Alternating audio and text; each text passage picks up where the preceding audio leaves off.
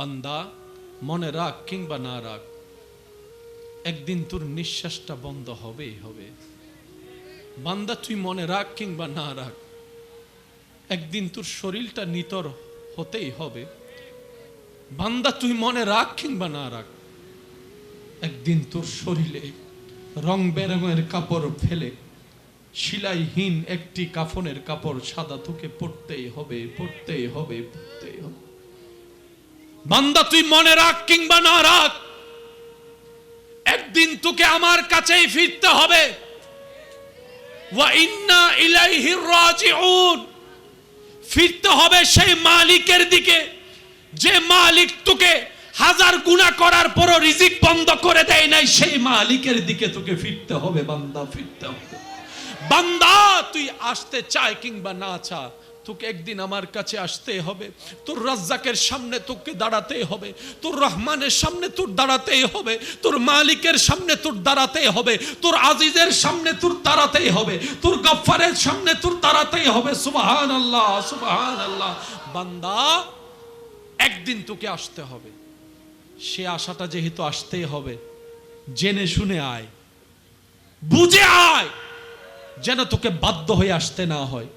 যদি তুই আমাকে খুশি করে আসতে পারিস, দুনিয়াতে কি পেয়েছিস তার চাইতে হাজার গুণ আমি আল্লাহ তোকে জান্নাতের মধ্যে দান করব। সুবহানাল্লাহ। মা গাররাকা বিরাব্বিকাল করিম, মা গাররাকা বিরাব্বিকাল করিম। তুই বন্ধুরে মনে রাখলি, আমারে ভুলে গেলি। বসের প্রশংসা করলি, আমাকে ভুলে গেলি। খাবারের প্রশংসা করলি, রিজিক দাতাকে ভুলে গেলি। তুই অমুকের প্রশংসা করলি, আমার প্রশংসা ভুলে গেলি। মা গাররাকা বিরাব্বিকাল করিম, তুই সবারে মনে রাখলি, আমি রবকে ভুলে গেলি। মা গাররাকা বিরাব্বিকাল করিম, রান্না করার প্রশংসা করলি, রিজিক দাতাকে ভুলে গেলি।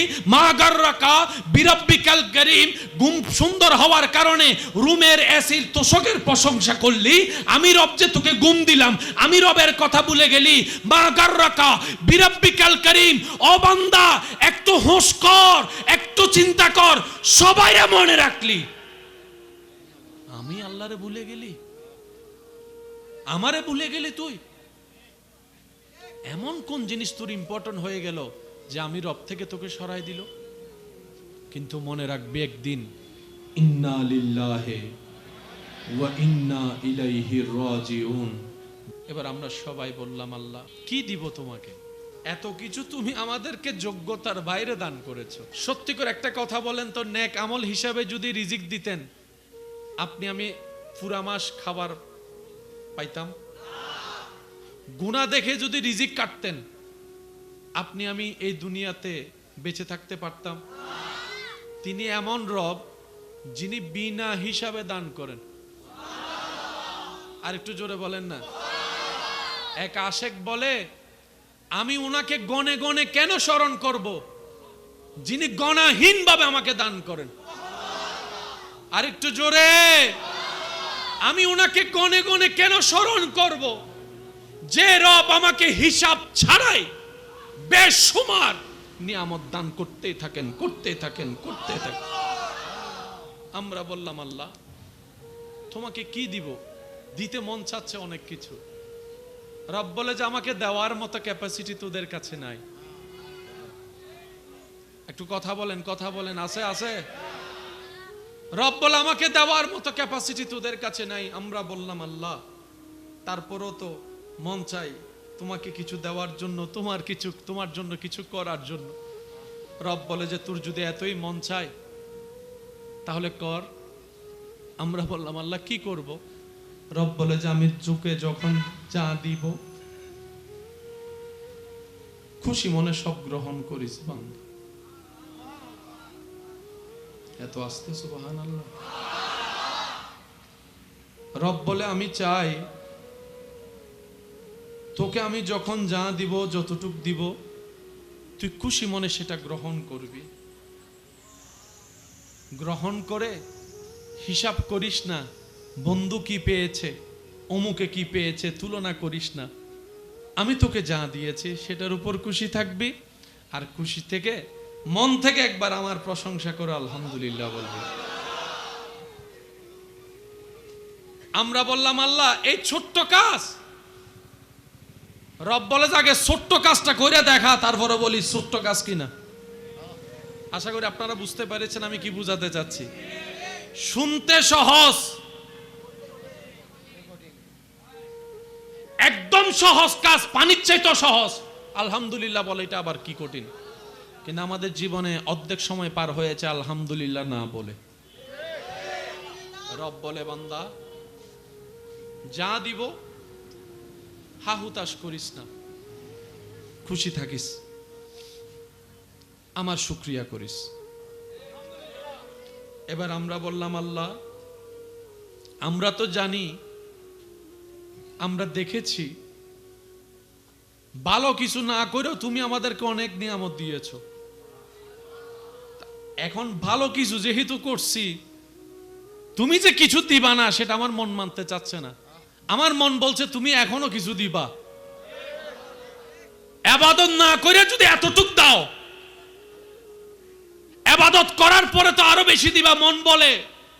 রব বলে যে হ্যাঁ বান্দা তুই ঠিকই ধরেছিস, লা ইন শাকারতুম লা আযীদান্নাকুম লা আযীদান্নাকুম লা আযীদান্নাকুম। বান্দা নিয়ামত আমার, দিয়েছিও আমি বিনা হিসাবে।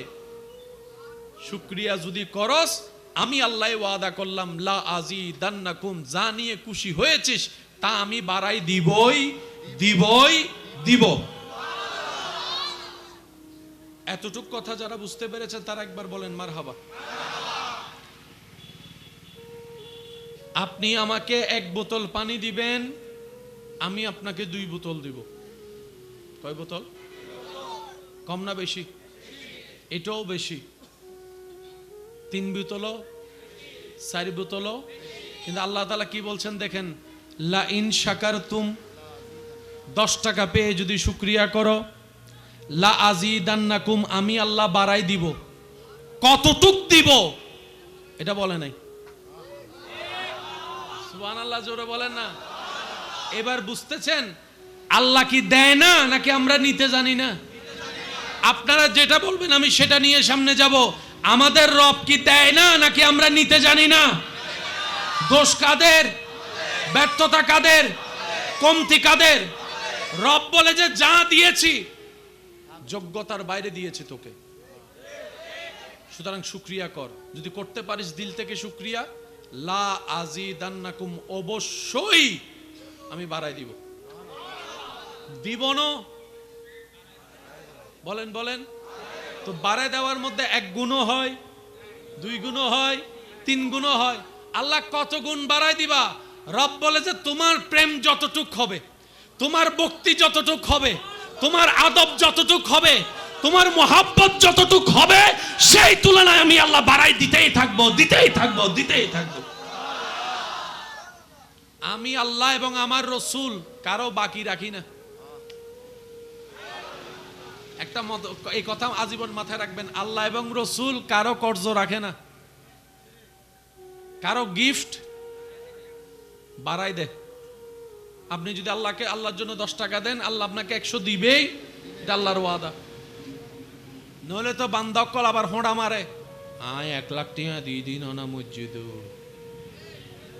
নাই বাংলার কেন, আয় মসজিদ 1 লাখ টাকা দিয়ে দিন না, দিয়ে দে হাল্লাই। সে সত্যি করে হঙ্গ ইতে টিয়া না আল্লাহর টিয়া, আল্লাহর টিয়া আল্লাহর মসজিদে দিতে আবার বুক ফুলাই হর। আল্লাহ হদ্দে হাত টিয়া হারে দিয়েছ তুই, সুবহানাল্লাহ না হর। সবকিছুর মালিক তো আমি রব। দুনিয়াতে মালিক কেউ নাই, সবাই বারাটিয়া, সবাই বারাটিয়া, সবাই বারাটিয়া। ডান হাত তুলে দেখাই বলেন ঠিক কিনা? সব বারাটিয়া, মালিক কেউ, মালিক কেউ। সেজন্য আল্লাহর রাস্তায় যা দিবেন সে তখন বলবেন আমি অযোগ্য, আল্লাহ দয়া করেছেন বলে দিতে পেরেছি। দোয়া করেন যেন সামনে আরো দিতে পারি, আল্লাহ যেন আমাকে আরো দেয়। তোই দেখবেন আপনার এই সম্পদের কখনো কমতি আসবে। কিছুদিন আগে হয়তো আপনারা দেখেছেন শুনেছেন, প্রবাসে থাকা আমার একজন ভাই দীর্ঘ সময় প্রবাস জীবন কাটিয়ে রাত দিন পরিশ্রম করে রক্তকে পানি করে শরীরের দিকে না তাকিয়ে নিজের দিকে না তাকিয়ে পরিশ্রম করে তিলে তিলে জমানো টাকা দিয়ে দেশে জায়গা কিনেছেন, বিল্ডিং তৈরি করেছেন। উনি প্রবাদ জীবন কাটিয়ে শেষ সময়ের এই সময়গুলা পরিবার নিয়ে জীবন কাটানোর চেষ্টায় নিয়তে এসেছেন। কিছুদিন যেতে না যেতেই ওনার ছেলে মেয়েরা ওনার গলার উপর ছুরি ধরছে সম্পত্তির ভাগের জন্য। বাবার গলায় সন্তানের হাতিয়ার, কেন ধরলি ভাই, কেন ধরলি বোন? বলে যে থাকতে থাকতে সম্পত্তিগুলা ভাগ করে দিতে বলো। উনি মরার পর আমরা ভাই বোন ঝগড়া করতে রাজি না, অমুককে বেশি দিবে আমাকে কম দিবে সেই সুযোগ আমি দিতে রাজি না।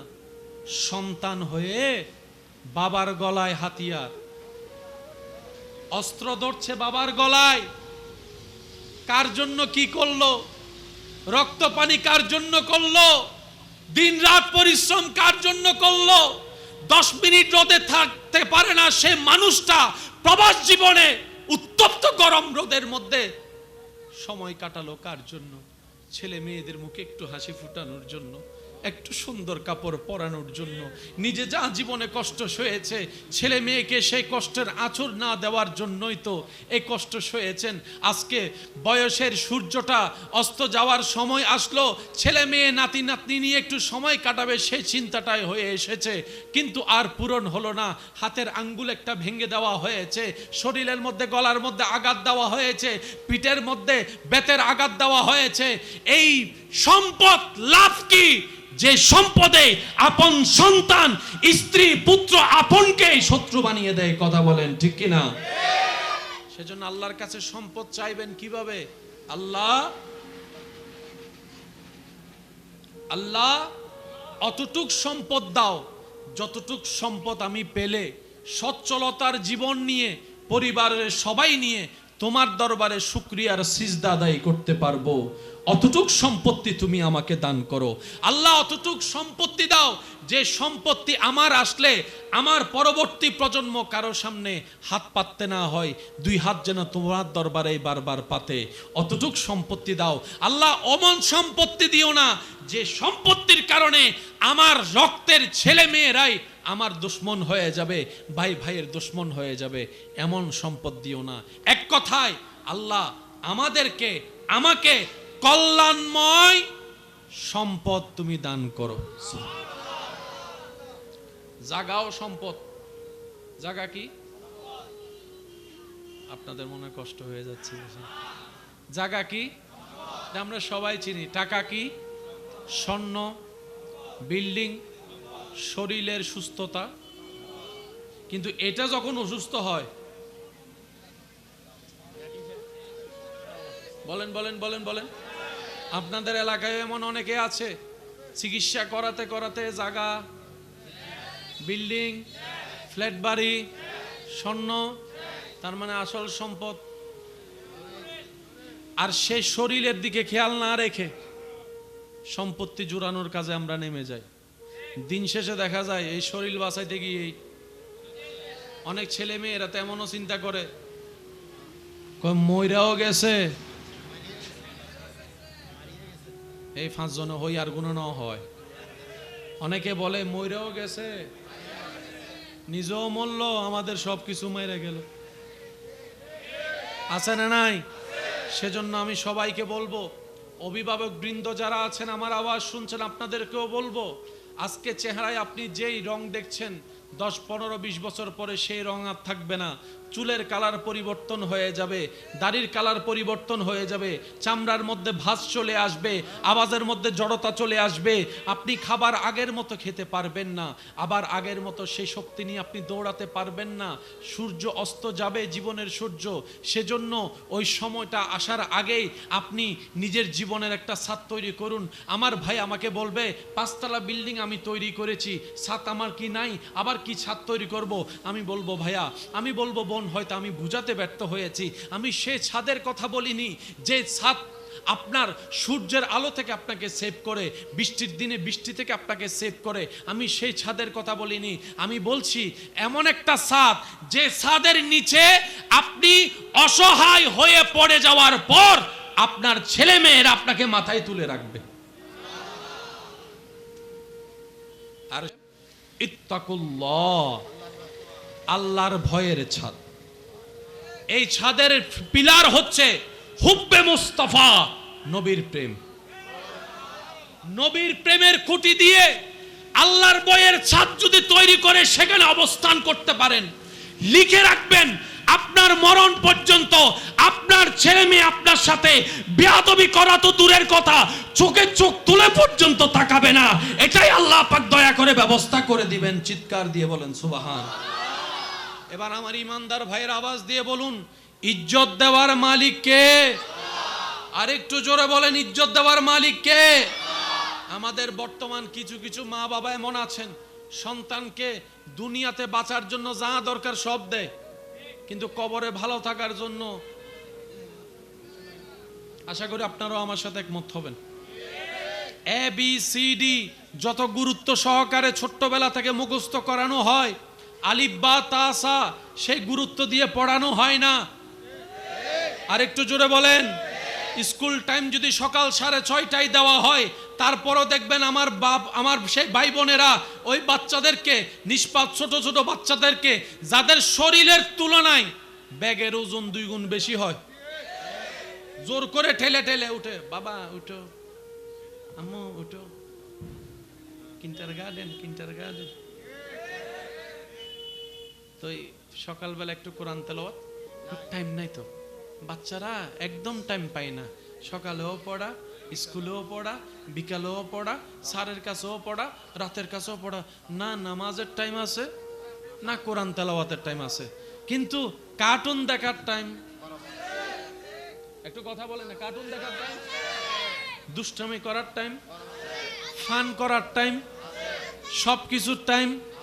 কোরআন তেলাওয়াতের টাইম, কোরআন তেলাওয়াতের টাইম, কোরআন তেলাওয়াতের টাইম।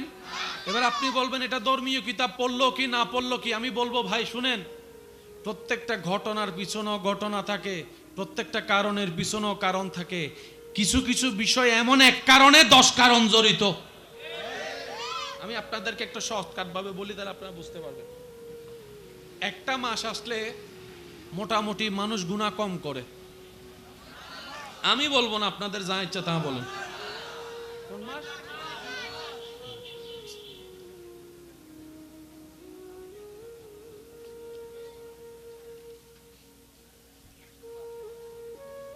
একটা মাস আসলে মোটামুটি মানুষজন মাথায় একটু টুপি রাখে, বলেন। একটা মাস আসলে মোটামুটি মানুষকে ক্ষমা করার চেষ্টা করে। একটা মাস আসলে যার হাতে ফানি পড়ে না সেও মানুষকে ইফতারি করায়। জোরে বলেন না। রমজান একটা মাস এত পরিবর্তন, যে গাদ্দারের সামনে দাঁড়ায় কেউ কথা বলতে পারে না, সেও রাস্তায় দাঁড়ায়, ভাই আসেন ইফতার করেন, ভাই আসেন ইফতার করেন। মাস কয়টা? কিন্তু কাজ করতেছে 100টা। কিছু কিছু মানুষের বদ অভ্যাস আছে না, রমজান মাস আসলে এগুলা সে করে। আচ্ছা, মাথায় টুপি দিলে নিজের ভিতরে একটা লজ্জা লাগে কি লাগে না? বলেন না। যার ভিতরে ঈমান আছে সে মাথায় টুপি দিলে ভিতরে একটা লজ্জা, সেজন্য রমজান মাসে সে ঝগড়া করতার সুযোগ থাকলো ঝগড়া, রমজানের রোজা রাখছি না। তখন অনেকে একটু চালাক আছে, সে বলে যে ইফতারের পর দেখা করিস। আপনাদের এলাকায় আছে? এখন রোজা রাখছি, এখন কিছু বলবো না, ইফতারের পরে। আমার ভাইয়েরা মনে করে রোজা শুধু ইফতার পর্যন্ত। অনেকে আছে এরকম, রোজা মানে ইফতার পর্যন্ত, ইফতারের পর আর রোজা নাই, আবার সেই রেহাইলে আবার রোজা শুরু। আমরা বুঝতে পারি না রোজা হচ্ছে সুবে সাদিক থেকে ইফতার, আর রমজান হচ্ছে পুরা মাস। আমরা রোজা মনে রাখি, রমজান মাস মনে রাখতে আল্লাহ তাআলা আমাদেরকে একটু বুঝদান করুক। রব্বুল আলামিন বলে লা ইন শাকারতুম লা আযীদান্নাকুম, যদি তুমি দিল থেকে শুকরিয়া করো, লিখে রাখো বান্দা হৃদয়ের গহীন খাতায়, আমি আল্লাহ তোমার নিয়ামত বাড়াই দিব দিব দিব দিব দিব। যত সুন্দর করে প্রেজেন্টেশন করবা, যত আমি রবের পছন্দ হবে, নিয়ামত সে তুলনায় বাড়বে। এমনও হতে পারে তুমি 1 বস্তা চাউল পেয়ে শুকরিয়া করেছো, আমি তোমার ভাগ্যে 4 বস্তা চাউল বরাদ্দ করে দিয়েছি। সুবহানাল্লাহ। যদি তোমার প্রেজেন্টেশনটা আরো বেশি সুন্দর হয়, এমনও হতে পারে তোমার এই বলার কারণে তোমার ছেলে রিজিক বাড়ায় দিব, তোমার মেয়ে রিজিক বাড়িয়ে দিব। এমনও হতে পারে তোমার নাতি নাতনি রিজিকও বাড়িয়ে দিব। এমনও হতে পারে আজকের এই অল্প রিজিকে তোমার খুশি হওয়াটা, আমি রব যদি খুশি হই, আমি আল্লাহ তোমাকে জান্নাতের রিজিক দিয়ে ভরপুর করে দিব। সুবহান। একটা কথা মাথায় রাখবেন, প্রথম কথা কি বললাম? আল্লাহ এবং রসুল কারো বাকি রাখে বলেন না, কারো বাকি রাখে। এবার আপনারা সবাই মিলে নবীর উপর যখনই একবার দরুদ পড়েন, কয়বার? সাথে সাথে আপনার আমলনামায় আল্লাহ 10টা পড়ছেন। ভাইয়া কয়বার? একটু সবাই বলেন, অঙ্কটা একটু বোঝার চেষ্টা করবেন। পড়ছেন কয়বার? সব লেখা হয়েছে, তাহলে 1-এর চাইতে 9টা বেশি। এতটুকু শেষ, বলে যে না 10টা গুনাহ মাফ। দরুদ কয়বার? সওয়াব কয়টা? গুনাহ মাফ কয়টা?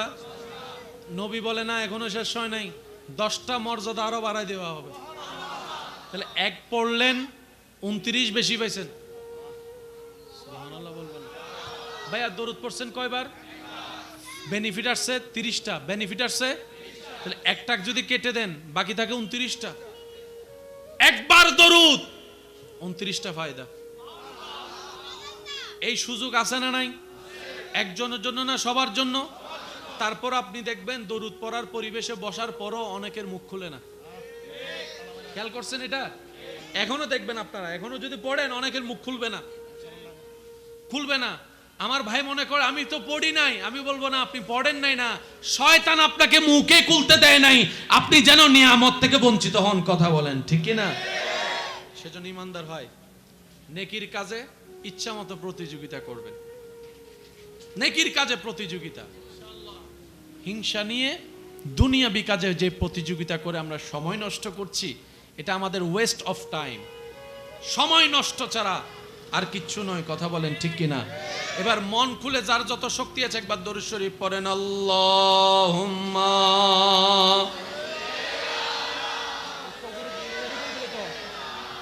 মাওলানা। কেন দুনিয়া নিব না? 100 বার নিব, কারণ এটা আমার রব আমার জন্য বানিয়েছেন, আপনার রব আপনার জন্য বানিয়েছেন। নিবেন না কেন? দুনিয়াও লাগবে। দুনিয়া কতটুক নিব? যতটুক আল্লাহ দয়া করে দেয় অতটুক নিব। সুবহানাল্লাহ বলেন। আল্লাহ দয়া করে যতটুক দেয়, এক কথায় আল্লাহ যতটুক দিয়ে খুশি, আমরা ততটুক পেয়ে খুশি। কোনো আফসোস, কোনো বেশি চাওয়া, কোনো চাহিদা, কোনো মন খারাপ। আল্লাহ দিয়ে খুশি, আমরা পেয়ে খুশি। প্রথম কাজ, সর্বাবস্থায় যে কোনো পরিবেশ পরিস্থিতিতে কোনো প্রকার আঙ্গুল তোলা ছাড়া, দাড়ি কমার চিন্তা করা ছাড়া, ডান বামের সাথে তুলনাহীনভাবে যা আল্লাহ দিবেন সেটার উপর খুশি মনে বলবেন আলহামদুলিল্লাহ। সকালে, দুপুরে, বিকালে, সন্ধ্যায়, রাতে পাইলো আলহামদুলিল্লাহ। যদি কষ্ট না হয় একটু সবাই মিলে বলেন পাইলো আলহামদুলিল্লাহ। প্রথম কাজ আমাদের একটা, সর্বাবস্থায় শুকরিয়া করতে হবে। কার? দ্বিতীয় নম্বর আমাদের কাজ, সেটা হচ্ছে শয়নে স্বপনে প্রত্যেকটা কাজে সামনে পিছনে শুধু ইস্তেগফার ইস্তেগফার ইস্তেগফার, আল্লাহর কাছে ক্ষমা চাওয়া, আল্লাহর কাছে ক্ষমা চাওয়া। দোষ না করলেও নিজেকে দোষী মনে করা। অন্যকে দোষী মনে করা যাবে, অন্যের দোষ খোঁজা যাবে, অন্যের পিছনে লাগা যাবে, অন্যের পিছনে সময় নষ্ট করা যাবে, অন্যের গীবত করা যাবে, অন্যের ক্ষতি করা যাবে। দোষ ধরব নিজের, ক্ষমা চাইবো আল্লাহর কাছে। একটা কাজ শুকরিয়া করা, আরেকটা কাজ হচ্ছে ইস্তেগফার করা। তৃতীয় নম্বর যে কাজ, সব সময় অজু অবস্থায় থেকে দরুদ শরীফ পাঠ করা, দরুদ শরীফ পাঠ করা। চতুর্থ নম্বর কাজ, পারলে মানুষের উপকার করব, না পারলে দোয়া চেয়ে ওখান থেকে সরে আসব। পারলে মানুষকে খাবার দিব, না পারলে ওখান থেকে হাসি মুখে সালাম দিয়ে দূরে সরে আসব।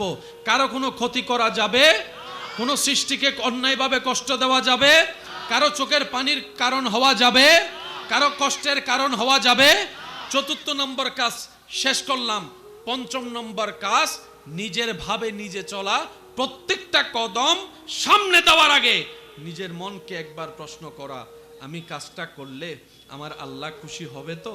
আমি এই জায়গায় গেলে আমার আল্লাহ খুশি হবে তো? প্রত্যেকটা কাজে আল্লাহর খুশির কথা চিন্তা করা। অন্তত এই পাঁচটা কাজকে যদি নিজের বন্ধু বানাতে পারি, ফিদ দুনিয়া হাসানাতাও ওয়া ফিল আখিরাতি হাসানা। চিৎকার দিয়ে বলেন সুবহান। এখানে একটা কথা মনে পড়ছে, বলি। প্রবাসী ভাইদের জীবন বড় কঠিন এবং কষ্টের। বিশেষ করে মিডল ইস্টে যারা থাকেন, যারা আছেন, ওনারা হয়তো প্রতিনিয়ত এই জিনিসগুলো ফেস করছে। আমাদের দেশ থেকে বেশিরভাগ মানুষ মিডল ইস্টে যাওয়ার জন্য একটা আগ্রহ কাজ করে, বিদেশে যাওয়ার। কিন্তু বর্তমান পরিবেশ পরিস্থিতি সবকিছু মিলে এত সুবিধার নেই। সেজন্য যাওয়ার আগে হাজারবার ভাববেন, যাওয়ার আগে হাজারবার তদারকি করবেন। যারা আছে ওনারাই কাজ পাচ্ছে না, এমন অনেক জায়গা আছে। আর ওনাদের উপর বিভিন্নভাবে জুলুম করা হচ্ছে। কফিল নামক যে জিনিসটা চালু আছে, কাজ করো আর না করো, প্রত্যেক মাসে নাকি 400 রিয়াল 500 রিয়াল ওনাকে দিয়ে ফেলতে হয়। ইনকাম করতে পারে না, খাবারের টাকা নাই, থাকার টাকা নাই, বাড়িতে পাঠাতে পারে না, কিন্তু ওই টাকাটা দিতেই হচ্ছে। আবার আকামা করতে নাকি একটা বড় অঙ্কের টাকা দিতে হয়। প্রবাসী ভাইদের জীবনকে অনেক মানুষ মনে করে শুধু টাকা আর টাকা। অনেকে দেখবেন প্রবাসী যারা থাকে তাদেরকে শুধু কল করে করে আবদার করে, একটা মোবাইল ফাটাও, একটা ল্যাপটপ ফাটাও, একটু স্বর্ণের চেইন পাঠাও। বুঝতে পারে না এমন অনেক প্রবাসী ভাইয়েরা আছেন যারা 2 বেলার মধ্যে 1 বেলা না খেয়ে টাকা জমাই পরিবারের কাছে টাকা পাঠায়। আপনারা আমরা মনে করি বিমানে চড়ে গিয়েছেন, হয়তো অনেক ভালো আছে। এমন অনেক প্রবাসী ভাইয়েরা আছেন যারা পরিবারকে জানতে দেয় না ওনাদের রাত কোথায় কাটে, ঘুমায় কোথায়, এমন এমন জীবন যাপন করছে। সেজন্য আমি অনুরোধ করব, যারা সংসারের দায়িত্ব কাঁধে নিয়ে পরিবার চালাচ্ছেন, দেশের হোক আর বিদেশের হোক, ঘরের ভিতর যারা থাকেন, আপনাদের উচিত, আপনাদের কাছে অনুরোধ, পুরুষের উপর আপনার আবদার প্রেজেন্ট করবেন, কিন্তু চাহিদার চাইতে বেশি নয়, অপ্রয়োজনীয় জিনিস নয়। আপনি বলবেন এইভাবে, এই জিনিসটা দরকার, আপনি ওনাকে জানাই দিবেন। কারণ পুরুষ এমন একটা জাতি যে নিজের রক্তকে পানি করে পরিবারের মুখে খাবার দেওয়ার চেষ্টা করে। আপনাদের এখানে অনেক সময় দেখবেন বয়সে অনুমতি দেয় না এমন অনেক দাদার নানার বয়সী মানুষ রাস্তায় কাজ করছে। আপনি দেখছেন রিক্সা চালাচ্ছে, আমি বলি না ভাই রিক্সা চালাচ্ছে না, উনি পরিবারের মুখে খাবার ব্যবস্থা করার জন্য রাস্তায় নেমেছে। শরীর বলে আমার পক্ষে সম্ভব নয়, তখন সেই পুরুষ মনকে শুনিয়ে দেয়, তুই যদি আজকে দাঁড়িয়ে যাস তোর পরিবার দাঁড়িয়ে যাবে, তুই যদি আজকে থেমে যাস পরিবারের খাবার বন্ধ হয়ে যাবে, তুই যদি আজকে থমকে যাস কারেন্টের বিল আটকায় যাবে, বাসা ভাড়া আটকায় যাবে, তুই একজন যদি দাঁড়িয়ে যাস 5 জনের জীবন দাঁড়িয়ে যাবে। তখন সেই পুরুষ শক্তিহীনভাবে থাকা অবস্থায় আবার নতুনভাবে দাঁড়িয়ে যায়, নতুনভাবে দাঁড়িয়ে যায়, সর্বোচ্চ চেষ্টা দিয়ে কাজ করে যায়। সেজন্য একটা সংসার সুন্দর হওয়ার জন্য পুরুষও দরকার, নারীও দরকার। পুরুষের জায়গায় পুরুষের অবদান, নারীর জায়গায় নারীর অবদান, বাবা বাবার জায়গায় মা মার জায়গায়। মা যদি হয় ঘরের খুঁটি, বাবা হচ্ছে সেই ঘরের ছাদ। কথা বলেন ঠিক কিনা? আমাদের খুঁটিও লাগবে, ছাদও লাগবে। খুঁটিহীন ছাদের দাম নাই, ছাদহীন খুঁটির দাম নাই। তো পরিবার তো এভাবেই হয়। অনুরোধ করব, সংসারে যারা ইনকাম করে তাদের উপর কোনো জোর জবরদস্তি করেন না। উনি দিতে পারছে না নয়, দেওয়ার ক্ষমতা নাই বলে দিতে পারছে না, এটাও আপনাকে একটু বুঝতে হবে। তারপরেও যদি আপনি হাজারবার কথা শুনেন, দেখবেন পৃথিবীতে বেশিরভাগ মানুষ স্ট্রোক করে মারা যাওয়ার লিস্টিতে নারীর তুলনায় পুরুষের সংখ্যা, একটু জোরে বলেন না, পুরুষের সংখ্যা। বেশিরভাগ পুরুষ স্ট্রোক করে মারা যায়, বিভিন্ন প্রকার চাপ সহ্য করতে না পারে, পরিবারের টেনশন মাথায় নিয়ে শরীরের লোড অতিরিক্ত হয়ে যায়, বাঁচতে আর পারে না। সুতরাং নারীর উচিত পুরুষকে ভালো রাখা, পুরুষের উচিত নারীকে ভালো রাখা। স্বামী স্ত্রী মিলে তো সংসার পরিবার, কথা বলেন ঠিক কিনা? আপনারা যত এইভাবে থাকবেন, আপনাদের ঘরে ফুটন্ত ফুল যারা বাচ্চারা হবে তারা সুন্দর একটা পরিবেশ পাবে, সুন্দর একটা শিক্ষার জায়গা পাবে। কারণ বাচ্চাদের জন্য আসল বিদ্যালয় স্কুল কলেজ মাদ্রাসা নয়, মা বাবার বিদ্যালয় আসল বিদ্যালয়, শ্রেষ্ঠ বিদ্যালয়, কথা বলেন ঠিক কিনা? আল্লাহ তাআলা আমাদের সবাইকে বুঝার আমল করার তৌফিক দান করুক, আমিন। আপনারা কি আমার কোনো কথায় কষ্ট নিচ্ছেন? আমি যে কথাগুলো বলছি ইনশাআল্লাহ মাথায় থাকবে? আমি শুধু বলবো, আপনারা শুধু ইনশাল্লাহ বলবেন, পারবেন ইনশাল্লাহ? আমরা আজকে থেকে সর্বাবস্থায় হা হুতাশ করা ছাড়া খুশি মনে আল্লাহর দরবারে শুকরিয়া করার চেষ্টা করব, বলি। আমার মনে হয় সবাই মিলে বললে আর একটু সুন্দর লাগবে, আরেকবার বলেন। অন্যের দোষ ধরবো না, অন্যের দোষ খুঁজবো না, অন্যের পিছনে লাগবো না, নিজের দোষ খুঁজবো, আল্লাহর কাছে তওবা করব, সবাই বলি। আর একটু জোরে বলি। পারলে মানুষের উপকার করার চেষ্টা করব, না পারলে সেখান থেকে দূরে থাকব। তারপরও জেনে শুনে স্বইচ্ছায় কারো কোনো ক্ষতি করব, কারো কোনো ক্ষতি করব, কারো কোনো ক্ষতি করব। আল্লাহ তাআলা আমাদের সবাইকে আমল করার তৌফিক দান করুক। মনে রাখবেন, হক দুইটা, একটা আল্লাহর, একটা বান্দার। আল্লাহর হকে মাপ পাওয়া সহজ, বান্দার হকে মাপ পাওয়া বড় কঠিন। আল্লাহ 1,00,000 বছরের নামাজও চাইলে মাফ করে দিতে পারেন, এটা আল্লাহর ইচ্ছা। কিন্তু বান্দা হিসাব টান দিলে সাইরানাও, স্যার বলেন না ভাইয়া, বান্দা সাইরানো স্যার। আপনি যদি তারে বলেন সাইরানা করতেন দিউম, সাইরানা তো নাই, ইতো হবু তো জেন্ডতুম ফারোসেন্ডা দেয়, নলে সাইরানার জায়গাতে একটিয়া দেয়। একটিয়া দিলে তো বেশি, আর হদিন আয় কি জানি বেশিটা নিবে, বলেন না কমটা নিবে। হাসরের ময়দানে আপনারা হয়তো আমার সাথে একমত হবেন, উলামায়ে কেরামের দোয়া নিয়ে বলার চেষ্টা করছি। হাসরের ময়দানে আমরা বেশিরভাগ মানুষ আল্লাহর দরবারে আসামি হয়ে আটকায় যাব, যে একটা কারণ, তোর একটা কারণ হচ্ছে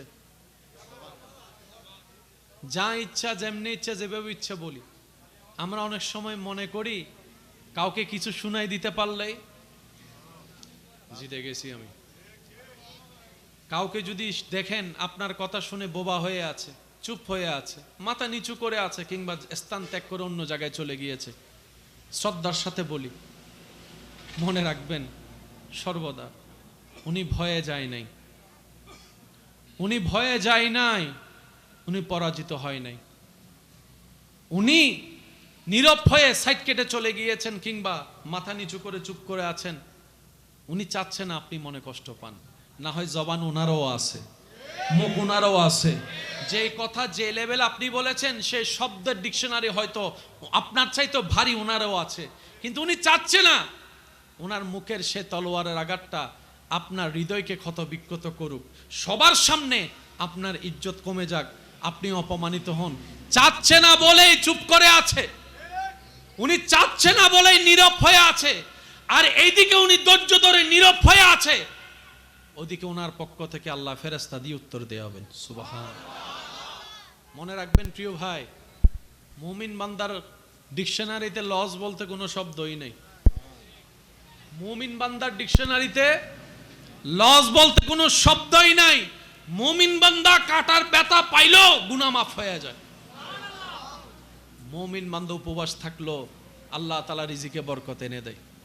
সেজন্য যে দুই একজন আমাকে ভালোবাসেন, বাবা বাবা বাবা বাবা, এই যে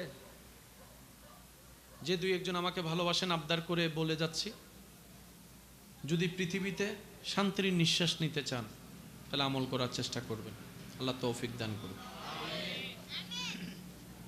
জীবন চলার পথে কখনো নিজের সাথে কারো তুলনা করবেন না, অন্যের সাথেও নিজের তুলনা করবেন না। আপনি আপনি আপনি অন্য হতে যাবেন কেন? আপনার জায়গায় আপনি শ্রেষ্ঠ, সে আপনি যাই করেন, যে এলাকায় থাকেন, যে পরিবারে আপনার জন্ম, আপনি আপনার জায়গায় শ্রেষ্ঠ, উনি ওনার জায়গায় শ্রেষ্ঠ। আল্লাহর বান্দা প্রত্যেকজন, নবীর উম্মত প্রত্যেকজন আপন আপন জায়গায় শ্রেষ্ঠ এবং বাদশা। সুবহানাল্লাহ। কখনোই অন্যের সাথে নিজেকে তুলনা করে হিসাব করবেন না, কারণ এই তুলনাটা আসে শয়তানের পক্ষ থেকে। কারণ এখান থেকে আপনার হতাশার সৃষ্টি হয়। এই হতাশা শয়তানে এনে দেয় যেন আপনি আল্লাহর নাশুকরিয়া করেন। মাথায় থাকবে ইনশাআল্লাহ। কখনো কারো সাথে তুলনা নিজেকে করা যাবে। আপনি বলবেন আমি আমার জায়গায় বেস্ট, আমার আল্লাহ আমাকে যেভাবে বানিয়েছেন আমি সেভাবে শ্রেষ্ঠ। যতটুক পারেন আল্লাহর উপর তাওয়াক্কুল রেখে নবীর প্রেম নিয়ে জীবন পথে এগিয়ে যান। আপনার জন্য যা রিজিকে বরাদ্দ আছে, আপনার দুশমন যদি আপনার গলার উপর ছুরিও ধরে, ওই রিজিক কখনো নিতে পারবে। সবাই মিলে যদি আপনার দুশমনি করে আপনাকে নামাতে চায়, সে স্থান থেকে কখনো নামাতে পারবে না যে স্থানে আপনার রব আপনাকে দেখতে চায়। ওই স্থান থেকে কেউ সরাতে পারবে না। তো টেনশন কি? একজন রব আছে না নাই? আর একটু জোরে বলেন। একজন মালিক আছে না নাই? একজন রাজ্জাক আছে না নাই? একজন আজিজ আছে না নাই?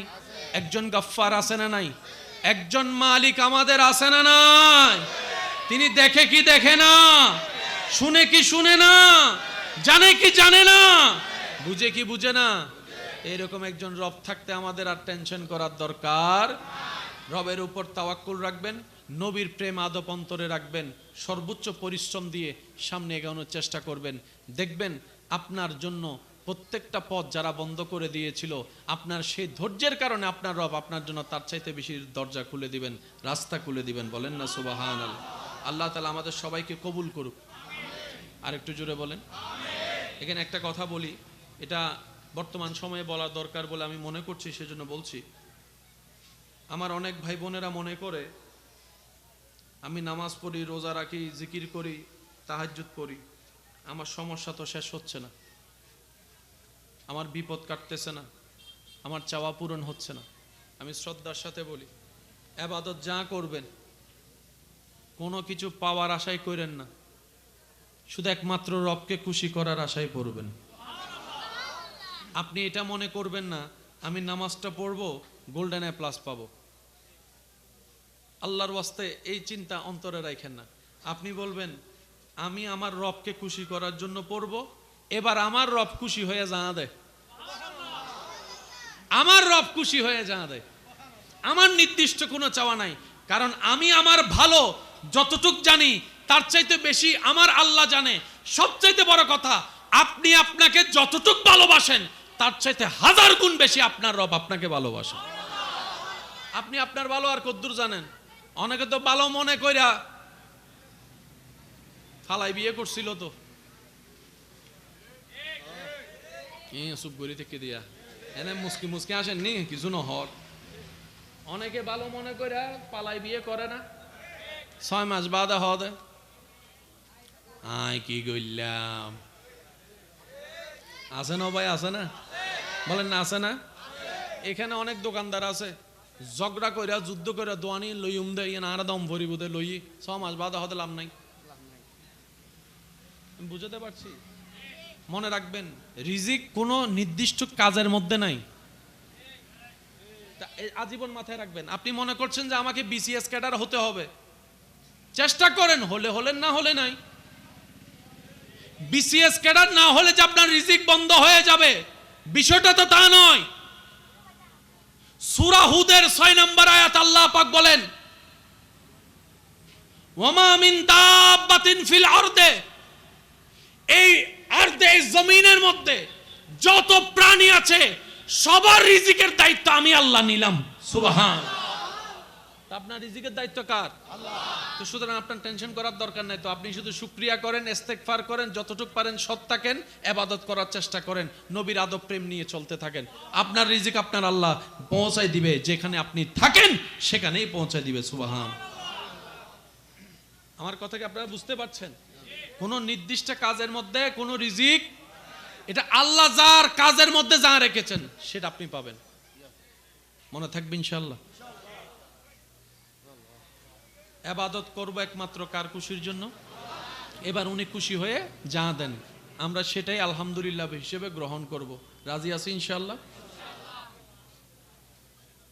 আল্লাহ তাআলা কোরআনের মধ্যে বলেন, ওয়ালা নাবলুওয়ান্নাকুম বিশাইইন মিনাল খাউফি ওয়াল জুই ওয়া নাকসিন মিনাল আমওয়ালি ওয়াল আনফুসি ওয়াস সামারাত ওয়া বাশশিরিস সাবিরিন আল্লাযীনা ইযা আসাবাতহুম মুসিবা ক্বালু ইন্না লিল্লাহি ওয়া ইন্না ইলাইহি রাজিউন। আপনি নামাজ পড়বেন তার মানে এই না যে আপনি কাঁটা ফুটবেন না। আপনি রোজা রাখবেন তার মানে এটা না যে আপনার বিপদ আসবে না। আপনি হজ করবেন তার মানে এটা নয় যে আপনার ব্যবসায় কখনো লস আসবে না। ওইটা আলাদা, এটা আলাদা। আমরা অনেক সময় দুইটাকে মিলাই ফেলি। বরং ইবাদতের কারণে বিপদটা যে মাত্রায় আসা দরকার ছিল আল্লাহ সেই মাত্রাটাকে কমিয়ে দেয়। বলেন না সুবহানাল্লাহ। বরং ইবাদতের কারণে আমরা যতদিন ধৈর্য ধরে অধৈর্য হয়ে শেষ হয়ে যাওয়ার কথা, আল্লাহ দয়া করে সেই ধৈর্যের লেভেলটা আরো বাড়ায় দেয়। মাথায় রাখবেন এই কথাগুলা। দুনিয়াতে যতক্ষণ নিঃশ্বাস চলবে বিভিন্নভাবে পরীক্ষা চলতেই থাকবে, চলতেই থাকবে। এবার আপনারা বলেন, কিছুদিন আগে যে গরমটা ছিল সবাই তখন দোয়া করছে কিসের জন্য? আমি বলবো না, আপনারা একটু সবাই মিলে বলেন কিসের জন্য? সারা বাংলাদেশের যেখানে যেখানে অসহনীয় গরম পড়েছে, ছোট থেকে বড়, পুরুষ থেকে নারী, সবার একটা অস্থিরতার মধ্যে দোয়া করছে। আকাশের দিকে তাকায় বলেন কি দেন? দোয়া করছে তো। এবার আওয়াজ দিয়ে বলেন, আল্লাহ কি বৃষ্টি দিছে নাকি দেয় নাই? আধা ঘন্টা 1 ঘন্টার ভিতরে গরম, এটা সাক্ষী তো আপনারা আছেন, নিশ্চয় আছেন না? আধা ঘন্টার ভিতরে 1 ঘন্টার ভিতরে মোটামুটি। এখনো পর্যন্ত ওই গরমটা থাকলে এতগুলা মানুষ এই গ্যাদারিং হয়ে বসা সম্ভব না। এরকম ফ্যান 50টা দিল কভার হতো না, আপনাদের যত উপস্থিতি এবং মহাব্বতের যে উপস্থিতি। কিন্তু এখন ফ্যান ছাড়া বসে আছেন। শরীরে কি গাম আছে নাকি? কারো গাম আছে? অসহনীয় গরম আছে। পুরা পরিবেশ আল্লাহ পাক শান্ত করে দিয়েছেন রহমতের বৃষ্টি দিয়ে। সুবহানাল্লাহ। এই পুরা পৃথিবীকে যদি এরকম ঠান্ডা করা লাগতো, হয় 1000 কোটি এসি লাগান লাগতো। আবার এসি ভিতরে ঠান্ডা করতো, আউটডোরে গরম করে ফেলতো। কথা বলেন ঠিক কি না? এবার আসেন, এই বৃষ্টি হওয়া সবাই চাওয়া, বৃষ্টি বৃষ্টি বৃষ্টি বৃষ্টি বৃষ্টি। অনেকে তেমন ভাবে আল্লাহ 5-6 দিন দাও বৃষ্টি বলেছে। এই বৃষ্টি হওয়ার কারণে অনেকের ক্ষেত নষ্ট হয়ে গেছে, ফসল নষ্ট হয়ে গিয়েছে। বিষয়টা কি? আল্লাহ পাক বলে যে আমি আগেই তো তোদেরকে বলেছি, আমি আল্লাহ বিভিন্নভাবে তোদেরকে পরীক্ষা করব। অনেক সময় তুই সারাদিন পরিশ্রম করে বান্দা ক্ষেত চাষ করে ফসল আনার 2 দিন আগেই আমি বৃষ্টি দিয়ে সব ধ্বংস করে দিব, তুফান দিয়ে সব ধ্বংস করে দিব। আল্লাহ, আমি যে পরিশ্রম করলাম, আমি যে ঘাম জড়ালাম, আমি যদি এই চাষটা টিকতে না পারে, আমার যদি না হয়, তাহলে আমার পরিবার উপবাস থাকবে, আমি বেতন দিতে পারবো না, আমি এটা করতে পারবো, আমি সেটা করতে পারবো না।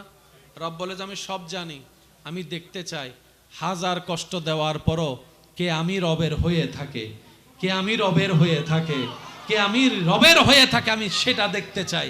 আমি দেখতে চাই 1000 কিছু নষ্ট করার পরও কে রাগ না করে, নারাজ না হয়ে আমি রবের দরবারে শুকরিয়ার সিজদা দিতে পারে, আমি সেই বান্দাদেরকে দেখতে চাই। বলেন না সুবহানাল্লাহ। হিকমত কার?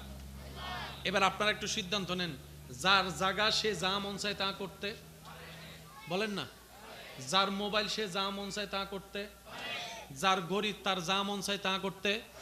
জমিন কার? বলেন না আরো জোরে। আকাশ কার? আসমান কার? ওনার যা ইচ্ছা তা করবে।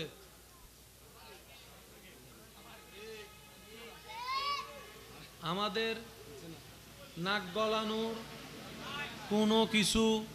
রব বলে যে জমিনও আমার, তুইও আমার, আমার যা ইচ্ছে তা করব, তুই কেড়ে নারাজ হওয়ার উত্তর কি দিব সেদিন? সেজন্য মুমিন বান্দা বলে যে হাঁটলো তোমার, লেঙ্গা হইলো তোমার, চোখে দেখলো তোমার, চোখে না দেখলো তোমার। আমি আফসোস করব কি নিয়ে? যে আমিটা আফসোস করব, এই আমির চুলের আগা থেকে পায়ের তলা পর্যন্ত সবই তো তোমার, সবই তোমার, সবই তোমার। চিৎকার দিয়ে বলেন সুবহান। আর বলতে কিছু বলেন, একটু আওয়াজ দিয়ে বলেন, শেষ ভালো যার সব ভালো তার। আমার বলতে কিছু, আমাদের বলতে কিছু। আমরা সবাই বারাটিয়া, বলেন আমরা সবাই কি?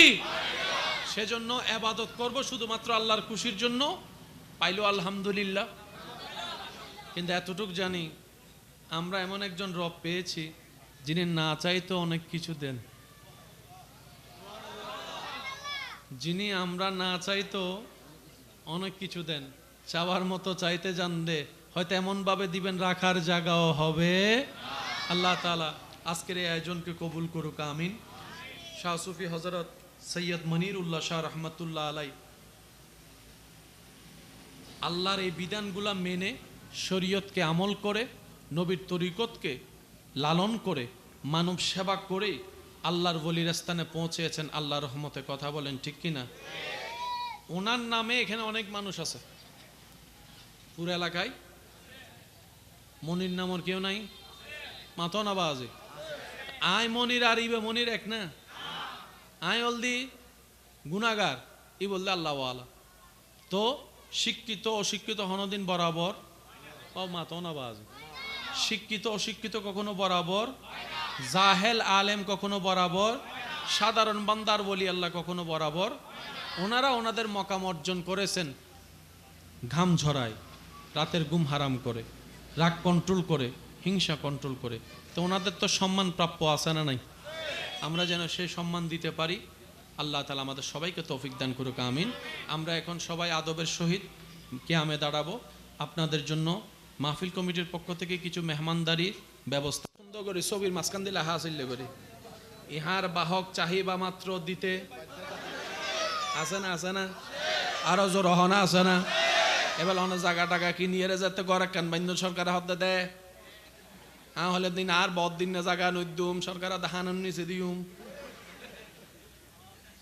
তোরে 3 গুণ বেশি দিউম দে।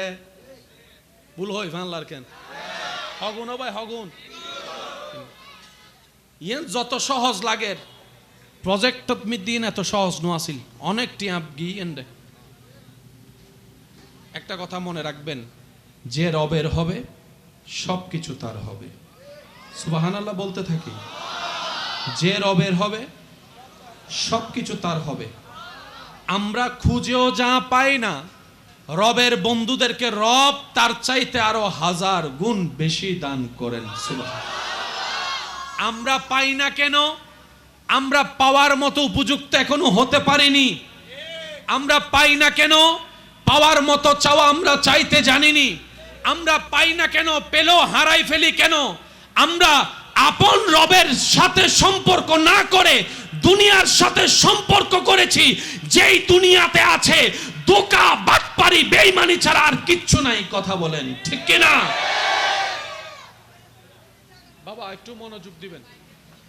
আমরা দুনিয়াকে যতটুকু আপন ভাবি, দুনিয়া আমাদেরকে তত আপন। আমরা দুনিয়াকে যত যত্ন সহকারে নিজের ভিতর রাখতে চাই, দুনিয়া তত আদর করে আপনাকে আমাকে রাখতে চাই। কিন্তু দুনিয়া তাদেরকে রাখে যারা এই জায়গায় আপন রবকে রাখে।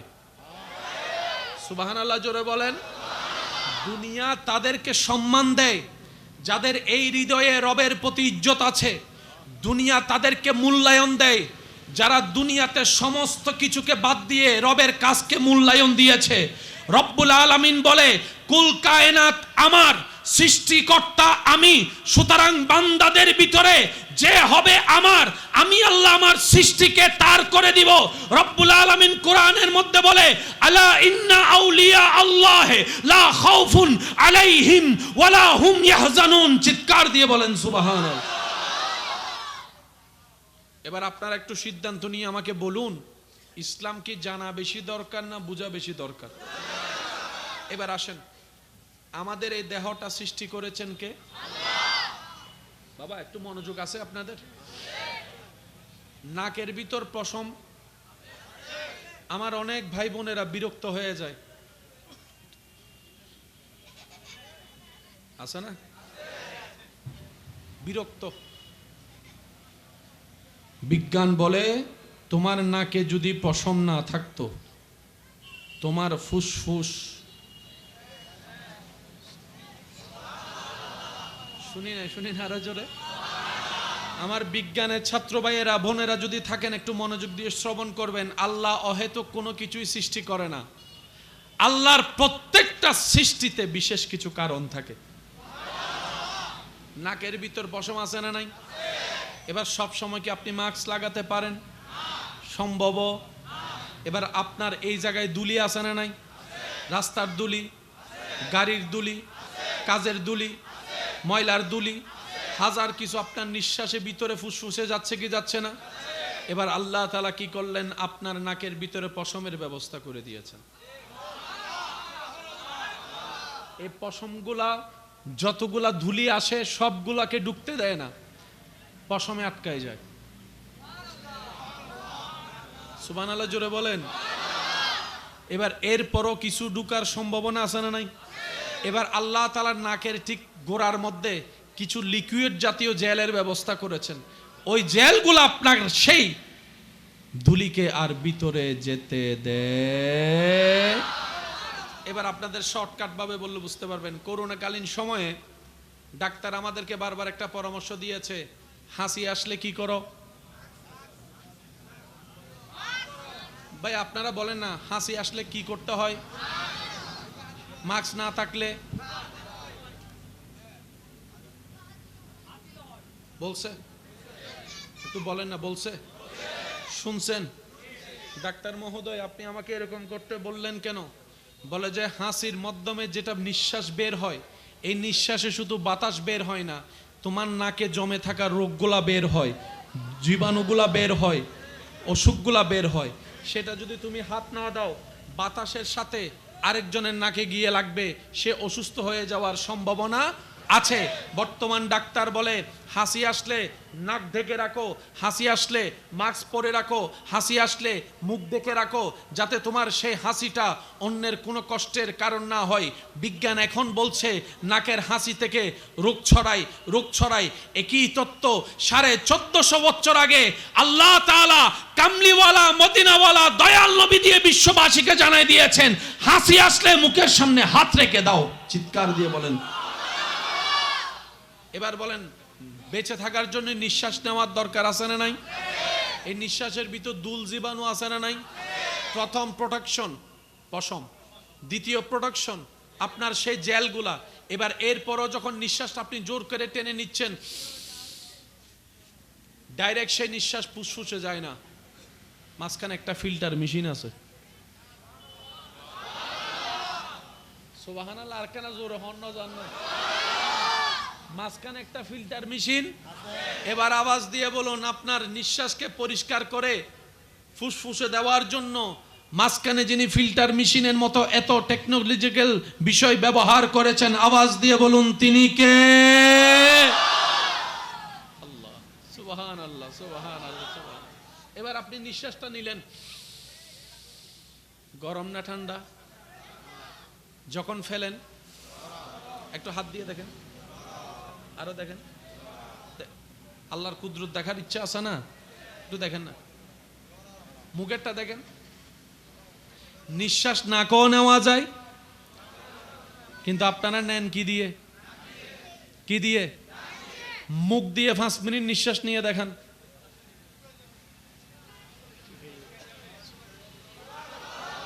আরো জোরে বলেন না, আরেকটু জোরে বলেন না।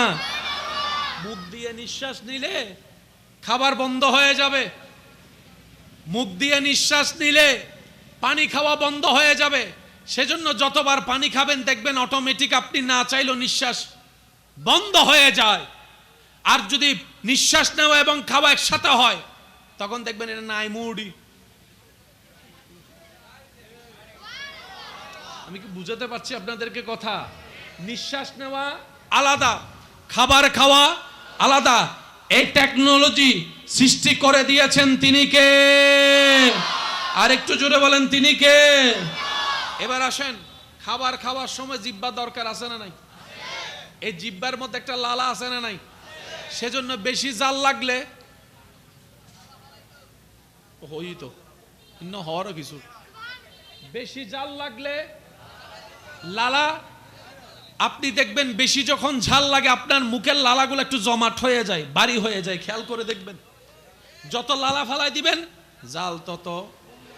এবার বলেন জিহ্বা কয়টা? আরো জোরে। এই জিহ্বার ভিতর জাল লাগলেও বুঝে, মিষ্টি লাগলেও বুঝে, তিতা লাগলেও বুঝে। সুবহানাল্লাহ গরজে হইও। এই জিহ্বার ভিতরে মিষ্টি লাগলেও বুঝে, তিতা লাগলেও বুঝে, টক লাগলেও বুঝে, ঝাল লাগলেও বুঝে। খাবার নষ্ট হলেও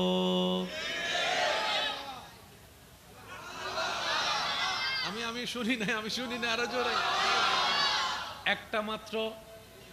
এবার জিহ্বাটা ঘরে যাইয়া দেখবেন জিহ্বার গোড়াটা বড়, যত সামনে আসে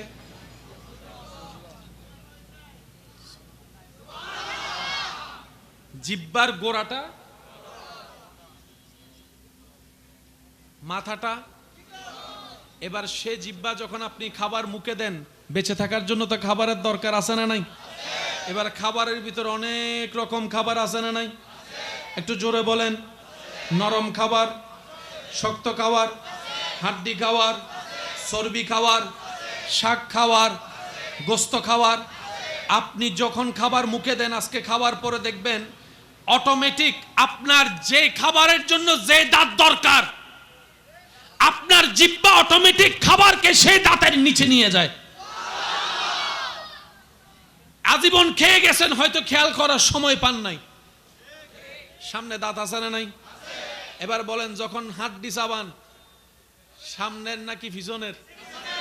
আরো জোরে বলেন, আরো জোরে বলেন। আপনি যখনই হাড্ডি নিবেন দেখবেন আপনার হাত অটোমেটিক। আরো জোরে বলেন না। এবার অনেকে হাড্ডি চুইসা মগজ খাওয়া পছন্দ করে, যে আছে না নাই? হাড্ডি যখনই হাতে নিবেন দেখবেন যে সেটা আর ওদিকে যায় না। সুবহানাল্লাহ নহর। আর একটু জোরে বলতে হবে সুবহানাল্লাহ। এবার আপনি যখন শাক খান, আল্লাহু আকবার, চিবানোর জন্য দাঁতের দরকার আছে না নাই? গরুর গোশত চিবানোর জন্য দাঁতের দরকার আছে না নাই? এবার আমি প্রশ্ন করব, আপনারা উত্তর দিবেন, আমাদের দাঁত দিয়েছেন কে? এবার জিহ্বাটাকে একটু মারির গোড়ায় নিয়ে যান, দেখবেন সেপ্টা দাঁত আছে আছে। জিহ্বাকে নিয়ে যান, দেখবেন যে সেপ্টা। এবার একটু সামনে আনেন, দেখবেন যে একটু মঞ্জা দাঁত। এবার আরেকটু সামনে আনেন, দেখবেন সোজা দাঁত।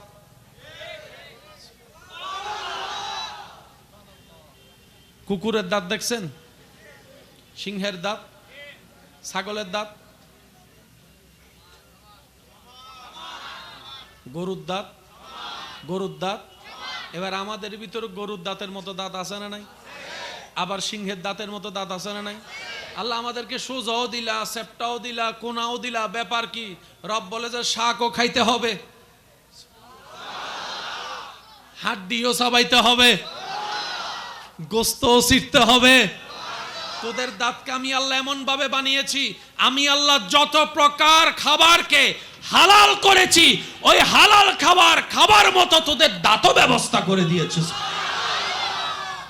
আপনি ছাগলের সামনে একটা মুরগি রাখবেন, সে খাবে শাকসবজি। শাকসবজি খাওয়ার দাঁত হলো সোজা। আপনি সিংহের সামনে যখন শাকসবজি রাখবেন, সে খাবে গোস্ত, সেজন্য দাঁতগুলা মঞ্জে মঞ্জে। কি দাঁতগুলা কি? সেজন্য আপনার সে দাঁতও আল্লাহ দিয়েছেন। আমি বলতে চাচ্ছি, ফাবিআইয়ি আলাই রাব্বিকুমা তুকাজ্জিবান। রব বলে তোমরা আমার কোন কোন নিয়ামত স্বীকার করবা, কোন কোন নিয়ামত স্বীকার করবা বান্দা? সারাদিন শরীর পরিশ্রম করে ক্লান্ত হয়, তোমার ঘুমের দরকার, শরীর বলে একটু ঘুম লাগবে। যদি ঘুমটা তোমার পরিপূর্ণ না হয়, সকালে কাজ তোমার পরিপূর্ণ পারফেক্ট করা সম্ভব না। বান্দা, তোমার শরীর যখন ক্লান্ত হয়ে বিছানায় শুয়ে যায়, আমি সেই রব যে তোমাকে মায়া করে ঘুমটা পাড়িয়ে দিই, ঘুমটা পাড়িয়ে দিই। সকাল সকাল যদি তুমি উঠতে না পারো, ঘুম থেকে উঠতে যদি তোমার একটা দুইটা হয়ে যায়, চাকরি তোমার থাকবে না, তোমার রিজিকের রাস্তা বন্ধ হয়ে যাবে দুনিয়াবি ভাবে। আমি সেই রব যে তোমাকে সেই সকাল সকাল কাজের টাইমের আগে ঘুম থেকে তুলে দিই, ঘুম থেকে তুলে দিই। বান্দা, ফাবিআইয়ি আলাই রাব্বিকুমা তুকাজ্জিবান। বান্দা, তুমি পরিশ্রম না করলে বেতন আসবে না, বেতন না হলে বাজার হবে না, বাজার না হলে পরিবার উপবাস থেকে যাবে। আমি তোমার সেই রব যে তোমাকে হাঁটার শক্তি দিয়ে দুইটা পা ব্যবস্থা করে দিয়েছে। সুবহানাল্লাহ। ও আমার বান্দা, আমি তোমাকে দুইটা ফ্রি চোখ দিয়েছি যাতে তুমি রাস্তাকে দেখতে পাও, নিজেকে হেফাজত করে যেতে পারো। ও আমার বান্দা, আমি তোমাকে হাত দিয়েছি, শক্তি দিয়েছি, সে হাত দিয়ে তুমি পরিশ্রম করছো। হে আমার বান্দা, তোমাকে আমি ব্রেন দিয়েছি যাতে তুমি বুঝে শুনে কাজ করতে পারো। বান্দা রব বলে, হে আমার বান্দা, ফাবিআইয়ি আলাই রাব্বিকুমা তুকাজ্জিবান, ফাবিআইয়ি আলাই রাব্বিকুমা তুকাজ্জিবান, ফাবিআইয়ি আলাই রাব্বিকুমা তুকাজ্জিবান। ও আমার বান্দা, কোন কোন নিয়ামত তুমি অস্বীকার করবা? ডাইনে তাকাও, আমি রবের নিয়ামতে ভরপুর। বামে তাকাও, আমি রবের নিয়ামতে ভরপুর। সামনে পিছনে আমি রবের নিয়ামতে ভরপুর। উপরে নিচে আমি রবের নিয়ামতে ভরপুর। আয়নার সামনে দাঁড়িয়ে তুমি নিজেকে দেখো, তোমার মাথার চুল থেকে পায়ের তালু পর্যন্ত আমি রবের নিয়ামতে ভরপুর হয়ে আছে। সুবহান। এবার বলেন, বাজার করি কারা? একটু জোরে বলেন। বাজারে জিনিস নিয়ে আসে মানুষ, বাজারে জিনিস নিয়ে আছে কারা? এবার বলেন, সে বাজারকে ক্ষেতের মধ্যে থেকে মাটি থেকে তুলেছেন যিনি, তিনি কে? জোরে বলবেন না? কৃষকতে রোপণে না করে। মানুষের শরীরে যখন সমস্যা দেখা দেয়, ভিটামিন কমতি দেখা যায়, ভিটামিন এ আছে না, vitamin B, vitamin E, vitamin C, vitamin D, এক এক ভিটামিনের কাছে এক একটা। সেজন্য অনেক সময় ফার্মেসিতে দেখবেন এ টু জেড ভিটামিন পাওয়া যায়, আছে না? তো শরীরে যত প্রকার ভিটামিন সবগুলা যাবে, পাবে কোত্থেকে? খাবার থেকে, ঠিক? এবার বলেন, সেই ভিটামিন পরিপূর্ণ করার জন্য আল্লাহ তাআলা শাক দিছে কি দেয় নাই? আমিষ, প্রোটিন, ক্যালসিয়াম, এক এক খাবারে। আরো জোরে বলেন না। যেমন ওই আরারে ছোটবেলা হইতো ওই কিছু লাল শাক আছিল দি, দেখতে রক্তর মতো, তো মুরব্বী কল হইতো ইনহা রক্ত বাড়িব ন হয় ফাঁলারি করে শাক ইনরও দেখতে কির মতো, অদিন হা রক্ত বাড়িব। আরও সুন্দর করি রক্ত খাইতাম, রক্ত খাইতাম মানে শাক খাইতাম দেখি বাড়ি বেল্লাই। মা বোন যখন কনসিভ হয়, ডাক্তারে খাবার আলাদা করে দেয়। ডায়াবেটিস রোগীর খাবার আলাদা, প্রেসার রোগীর খাবার, একটু জোরে বলেন না, প্রেসার রোগীর খাবার। এবার বলেন, গোস্ত, প্রেসার যদি হাই প্রেসারের রোগী থাকে গোস্ত খাওয়া যাবে? তার মানে গরুর গোস্তর ভিতরে হাই প্রেসারের নিয়ামত আল্লাহ রেখেছেন। চিৎকার দিয়ে বলেন না সুবহানাল্লাহ। এবার বলেন, ডিমের মধ্যে দুইটা অংশ আছে না নাই? একটা সাদা অংশ আর একটা কুসুমের অংশ আছে না নাই? অনেক রোগীকে দেখবেন সাদা অংশ খায়, কুসুম। আমি বললাম, ভাইয়া কুসুম খান না কেন? বলে যে কুসুমে যে কাজ করে সেটা আমার শরীরে বেড়ে গেছে, এখন যদি বাড়ার উপর বাড়া খাই আমি আবার বাড়া হয়ে যাব। আরো জোরে বলেন না। যেটা কম থাকে মাত্রা, সেটা খেলে প্রোটিন চলে আসে, আমিষ চলে আসে, ক্যালসিয়াম চলে আসে। রব্বুল আলামিন বলে, ইন্নী জাইলুন ফিল আরদে খলিফা। ও বিশ্ববাসী মানুষ, তোমাদেরকে আমি আল্লাহ খলিফা হিসেবে প্রেরণ করেছি। এই পৃথিবীতে টিকে থাকার মতো তোমাদের যা দরকার আমি রব সব ব্যবস্থা করে দিয়েছি এই মাটির ভিতরে। চিৎকার দিয়ে বলেন সুবহানাল্লাহ। পুকুরের মাছ আছে না, নদীর মাছ, সাগরের মাছ, তিনটা মাছের স্বাদ কয় রকম? উপকারও বলেন না, উপকারও। এক কথায় ফাবি আইয়া আলাই রাব্বিকুমা তুকাযিবান, রব বলে যে কোনোভাবে আমার নিয়ামত স্বীকার করার কোনো সুযোগ এই রব অন্য আয়াতে বলেন। ভাইয়া ভাইয়া ভাইয়া ভাইয়া আপনারা বললাম আমি শেষ করে দিতে রাজি, বিরক্ত হচ্ছেন? বিরিয়ানির হোসবই আইন ন আইলে আবার বউ গো বাড়ি যাই কেনা। আল্লাহ আপনাদের খাবারে বরকত দান করুক, সবার রিজিকে বরকত দান করুক। আমার প্রিয় ইমানি ভাইয়ের, আপনারা কি প্রস্তুত আছেন ইনশাআল্লাহ? যারা যারা প্রস্তুত আছেন তারা একবার মোহাব্বতের আওয়াজ একবার বলেন আলহামদুলিল্লাহ। ইমানদার ভাইয়েরা মনোযোগ দিয়ে শ্রবণ করবেন। ফাবি আইয়া আলাই রাব্বিকুমা, সেই রব অন্য জায়গায় বলে মা গররাকা বিরাব্বিকাল কারীম। হে বিশ্ববাসী, বানাইলাম তোরে আমি, তুই আমারে ভুলে গেছস।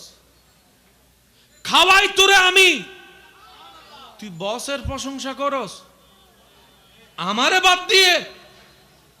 সৌন্দর্য দিলাম আমি, প্রশংসা করছে তোর প্রিয় মানুষে, থ্যাংক ইউ তুই তারে বলস।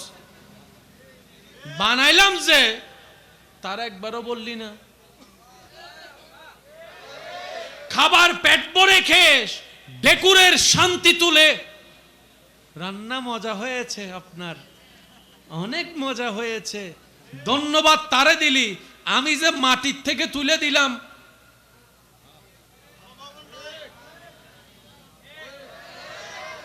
কোলে সন্তান নিয়ে এক একজনের মন্তব্য শুনে খুশিতে আল্লাহতে আত্মহারা তুই।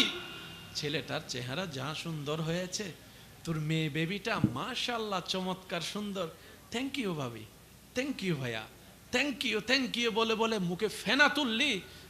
তোর বাচ্চাটারে যে আমি পাঠাইছি, আমি বানাইছি,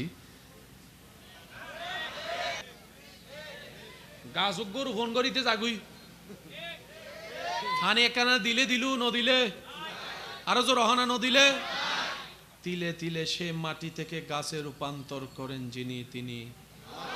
সে গাছের মধ্যে থেকে ডালা প্রশাখা বের করেন তিনি, আবার সে গাছ থেকে ফল বের করে, ফুল বের করে, শাক বের করে। আওয়াজ দিয়ে বলুন তিনি। এবার আমি সবার কাছে একটা উত্তর জানতে চাই, আপনারা একটু আমাকে উত্তর দিবেন। আপনাদের কি কোনো কষ্ট হচ্ছে ভাইয়া? পিছনের ভাইয়েরা কি বিরক্ত হচ্ছেন? আপনারা বিরক্ত হচ্ছেন? আপনাদের কষ্ট হচ্ছে? এবার সবাই মিলে একবার বলেন তো আলহামদুলিল্লাহ। সারা বাংলার আলোড়ন সৃষ্টিকারী আলোচক হযরতুল ইসলাম জনাব মৌলানা মুফতি গোলাম রব্বানী কাশিমি সাহেব মাদ্দা জিল্লুহুল আলী নাতে রসুলের খেদমত নিবেদন করেছেন।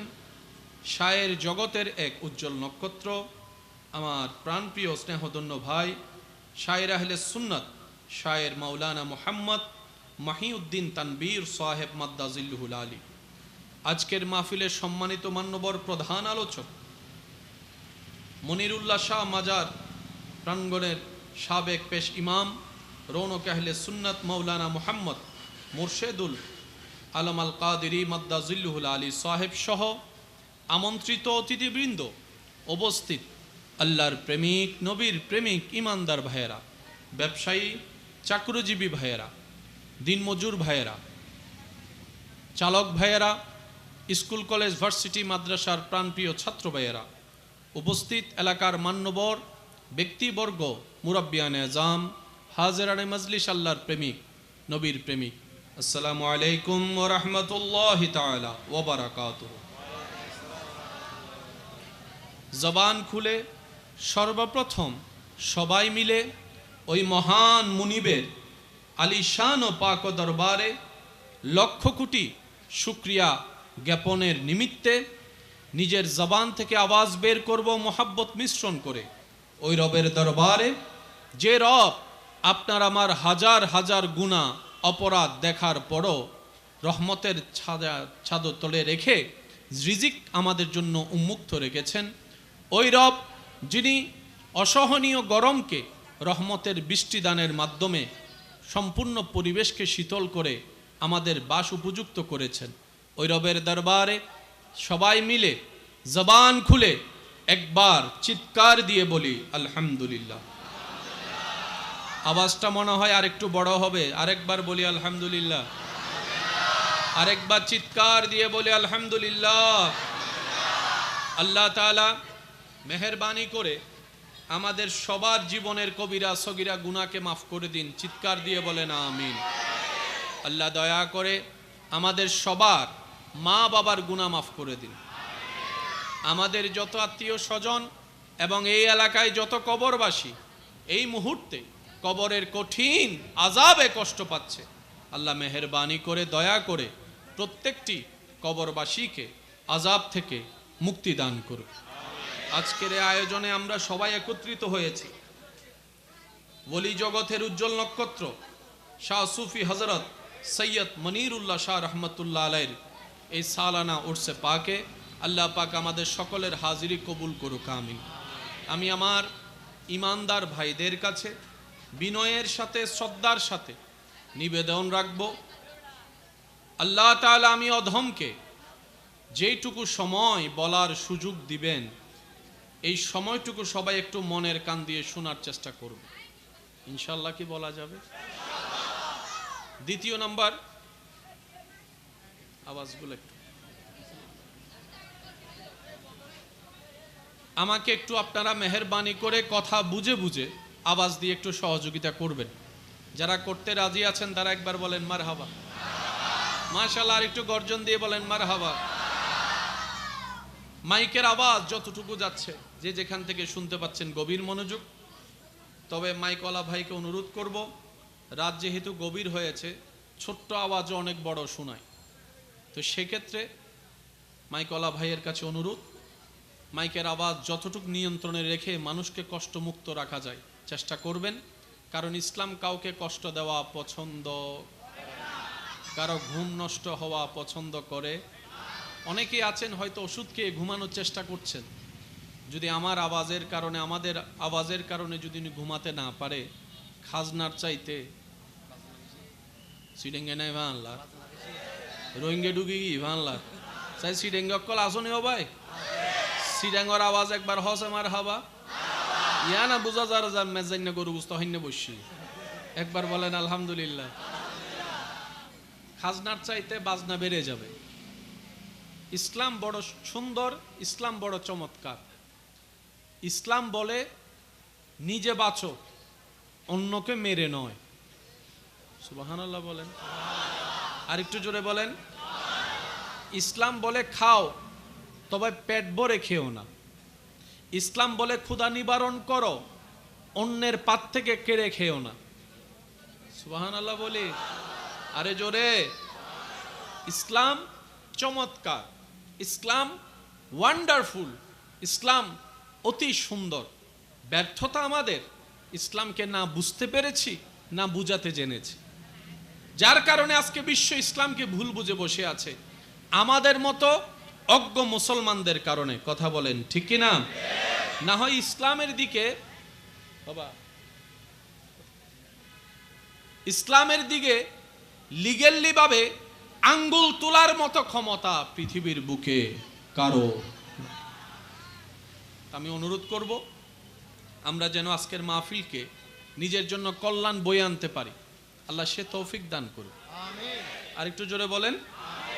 ওলামায়ে কেরামের দোয়াকে মাথার উপর ছাদ বানিয়ে, আমার যুবক ভাইদের আওয়াজকে শক্তি বানিয়ে আমি সামনে এগোনোর চেষ্টা করছি। ওমা তৌফিক ইল্লা বিল্লাহ। সবাই মোহাব্বতের আওয়াজ একবার বলেন মারহাবা। সবাই একটু দিলের কানটা প্রস্তুত রাখবেন। চামড়ার কান দিয়ে সারাদিন শুনেছেন, এখন যতটুকু সময় শুনবেন দিলের কান দিয়ে শোনার চেষ্টা করবেন।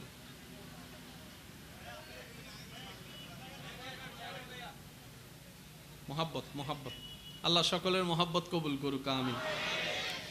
এখানে যারা বসে আছেন এবং দাঁড়িয়ে আছেন, আমি সবার মুখে একটা শব্দ শুনতে চাই। যার যত শক্তি আছে আওয়াজ দিয়ে বলবেন তো, আমাদের সৃষ্টিকর্তার নাম কি? এবার উত্তর দিবেন, বলার সময় কানটাও সজাগ রাখবেন, যেটা বলছেন সেটা কার মুখ থেকে কি শুনছেন সেটাও একটু খেয়াল রাখবেন। আবার বলুন, আমাদের রিজিক দেওয়ার মালিককে? আমাদের হায়াত দেওয়ার মালিক? আমাদের মৃত্যু কার হুকুমে? আমাদের যোগ্যতা কার দয়া? সৃষ্টি জগতের মালিককে? আসমানের স্রষ্টাকে? জমিনের সৃষ্টিকারীকে? পানি বয়ে নিয়ে যায় তিনি কে? যিনি আকাশ থেকে বৃষ্টি বর্ষণ করেন, আওয়াজ দিয়ে বলুন তিনি কে? আর একটু জোরে বলেন তিনি কে? পৃথিবীর সবার একটা নাম আছে না নাই? এটার নাম, এটার নাম পানির বোতল। এটার নাম, এটার নাম, এটার নাম, এটার নাম, প্রত্যেকটা কিছুর একটা নাম। আমাদের স্রষ্টারও একটা নাম আছে। আমি প্রথমেই বলেছি দিলের কান লাগবে। এর সাথে আর একটা কথা একটু করছি, একটু প্রেমিক হয়ে বসুন। সুবহানাল্লাহ, শুনছি না তো? পিছন পর্যন্ত কি আমার আওয়াজ শোনা যাচ্ছে? একদম পিছন পর্যন্ত ক্লিয়ার? মাশাআল্লাহ। আমাদের স্রষ্টারও একটা নাম, নামটা আওয়াজ দিয়ে বলুন তো কি? একটু খেয়াল করবেন। আলিফ, লাম, লাম, হা। দেখতে লাগে 4 হরফ, মূলত 5 হরফ। আশেকরা আরো জোরে জোরে বলতে হবে সুবহানাল্লাহ। ভাইয়া, দেখতে লাগে কয় হরফ? ভিতরে আছে কয় হরফ? ভিতরে আছে কয় হরফ? আলিফ। বলেন বলেন, আলিফ, লাম, লাম, হা। মাঝখানের লামের ভিতর 2টা লাম। সুবহানাল্লাহ বলেন না? মাঝখানের লামের ভিতর কয়টা লাম? এবার এই বোতল শব্দ কয় হরফ? বতল। আপনি যদি এই বতল থেকে ব ফেলে দেন, এটা আর কোনো শব্দ পানি বোতল বোঝাবে? তখন হয়ে যাবে কি? তল। বলেন না, তখন কি হয়ে যাবে? তল। আপনি যদি পৃথিবীর সমস্ত শব্দকে যদি একটা হরফ সরাই ফেলেন, অর্থ পাল্টাই যাবে। যে কোনো কিছু আপনি ধরেন, এক হরফ শব্দ লড়ে গেলে এটা আর মূল থাকবে? বলে না, মূল থাকবে। যেমন প্যান্ডল থেকে যদি আপনি পেয়ে ফালাই দেন, কোথায় প্যান্ডল কোথায় ডল? বলেন না ভাই, আরো জোরে বলেন না, আরো জোরে বলেন। ক্যামেরা থেকে যদি আপনি কে ফালাই দেন, ক্যামেরা থেকে যদি ক ফালাই দেন, আরো জোরে হন আওয়াজ। মূল অস্তিত্ব কখনো টিকবে? আমাদের স্রষ্টার নাম এমন ভাবে সংরক্ষিত, আলিফ লাম লাম হা স্রষ্টার নাম। প্রথম আলিফ যদি আপনি ফালাই দেন, তখন শব্দ দাঁড়াবে লাম লাম হা লিল্লাহ। কোরআনে লিল্লাহ নামে আয়াত আছে। সুবহানাল্লাহ বলেন না ভাই? লিল্লাহ মানেও, এত আস্তে, লিল্লাহ মানে। এবার আপনি যদি আরেকটা লাম ফেলে দেন, শব্দ দাঁড়াবে লাম হা লাহু। কোরআন বলে লাহুল মুলক। এরপরে যদি আপনি আবার লাম ফেলে দেন, হরফ থাকে একটা হা, হা মানে হু। কোরআন বলে হুয়াল্লাহুল্লাযী লা ইলাহা ইল্লাহু। চিৎকার দিয়ে বলেন সুবহানাল্লাহ। আপনি যত ফেলবেন, আল্লাহ নামের অস্তিত্ব ঠিক। সুবহানাল্লাহ বলেন না? আল্লাহ নামের অস্তিত্ব কখনো বিকৃত হবে? এবার বলেন, কম বেশি সবার নাম ব্যঙ্গ করা যায় কি যায় না? কিন্তু আল্লাহ নাম এমন নাম, এটা ব্যঙ্গ করার কোনো নাম হইল রোবেল। আর ডাহাই দেখি আর কেন জোর হন বাজে কি ডাহাই দি ইতের মা বাপে আকি গা দিয়ে সুন্দর করে নাম রেখে রুবিল নি আর হাজর কিন্তু রুবিললে আছে না নাই? ওয়ার কেন জোর হ না? নাম হইলে কামরুল। লাহাত দেখি মাশাআল্লাহ, কিন্তু বেকিন টোরস্ত মুখস্থ করি ফেলি এদের মাশাআল্লাহ। নামের আর অস্তিত্ব ঠিক বলে না, নামের আর অস্তিত্ব ঠিক, কিন্তু আল্লাহ নামটা এমন শব্দ দ্বারা গঠিত, এমন হরফ দ্বারা গঠিত, পৃথিবীর হাজার মানুষ চেষ্টা করলেও আল্লাহ নামের অস্তিত্ব বিলীন করার কোনো সুযোগ নাই, সুযোগ নাই, সুযোগ নাই, সুযোগ নাই, সুযোগ নাই। আসমানের দিকে তাকান, সেই আসমান সাক্ষ্য দিচ্ছে খুঁটিহীন দাঁড়িয়ে, বলে যে আমার একজন স্রষ্টা আছে যার নাম আল্লাহ। মাটির দিকে তাকান, পানির উপর বেসে থাকা মাটি সাক্ষ্য দিচ্ছে আমার একজন স্রষ্টা মালিক সৃষ্টিকর্তা আছে, নাম হচ্ছে আল্লাহ। সাগর পারে চলে যান, সাগরের ঢেউ ঢেউয়ের মধ্যে যদি খেয়াল করে দেখেন, সাগরের প্রত্যেকটা ঢেউর ছন্দ ছন্দ বলবে আমি এমনে প্রবাহিত হচ্ছি না, একজনের হুকুমে প্রবাহিত হচ্ছি, একজনের হুকুমে প্রবাহিত হচ্ছি। সেই ছন্দ বলে দিবে আমার সেই প্রবাহনকারীর হুকুম দাতা আমার আল্লাহ। পানির ভিতরে নিঃশ্বাস নিয়ে নেওয়ালা মাছের প্রত্যেকটা ছন্দে ছন্দে বলে দিবে আমার একজন স্রষ্টা আছে, আমার একজন মালিক আছে, আমার একজন রিজিক দাতা আছে, আমার একজন জীবন দাতা আছে, তিনি হচ্ছেন আল্লাহ, তিনি হচ্ছেন আল্লাহ, তিনি হচ্ছেন আল্লাহ। সুবহানাল্লাহ বলতে থাকি, সুবহানাল্লাহ। আপনি আকাশের দিকে তাকান, দিনের বেলায় ভোর ফুটার সাথে সাথে কিচিমিচি আওয়াজ দিয়ে পাখিগুলা ঘর থেকে বের হয়ে যাচ্ছে অজানা গন্তব্যের দিকে। না কোনো চাকরি আছে, না কোনো ব্যবসা আছে, পেটের মধ্যে ক্ষুধা নিয়ে যখন বের হয় সন্ধ্যা নাগাদ আপন গন্তব্যে ফিরে আসে। কোনো গুগল ম্যাপ তার কাছে নাই, কোনো মোবাইল ম্যাপ তার কাছে নাই, কোনো ক্যালেন্ডার তার কাছে নাই, কোনো ম্যাপের অস্তিত্ব তার কাছে নাই, দিক নির্দেশনা ঠিকই চিনে, কোনো স্কুল কলেজ ভার্সিটিতে পড়তে পারে নাই, কোনো ট্রাফিকের কোনো জিওল কিছু জানে না, কিন্তু সেই সকালবেলা বের হয় পেটে ক্ষুধা নিয়ে, সন্ধ্যাবেলা ঘরে চলে আসে। যখন পাখিকে জিজ্ঞেস করবেন পেটের অবস্থা কি, বলে যে সকালবেলা খালি বের হয়েছি, এখন পেট ভরপুর করে এসেছি, পেট ভরপুর করে এসেছি, পেট ভরপুর করে এসেছি। প্রশ্ন রাখলাম চাকরি কি তোমার আছে, বলে যে চাকরি আমাদের করা লাগে না। ব্যবসা কি তোমাদের আছে, বলে যে ব্যবসা আমাদের করা লাগে না। তো পেট ভরালা কিভাবে? পাখি উত্তর দেয় আমরা বেওয়ারিশ নই, আমাদের একজন মালিক আছে, আমাদের একজন খালিক আছে, আমাদের একজন স্রষ্টা আছে, আমাদের একজন খেয়াল রাখতে বলা আছে, আমাদের একজন যত্নকারী আছে, তিনি হচ্ছেন আমাদের আল্লাহ, তিনি হচ্ছেন আমাদের আল্লাহ, তিনি হচ্ছেন আমাদের আল্লাহ। গর্জন দিয়ে বলেন সুবহানাল্লাহ, আরেকটু ইমানি আওয়াজে বলেন সুবহানাল্লাহ। তিনি আমাদের আল্লাহ।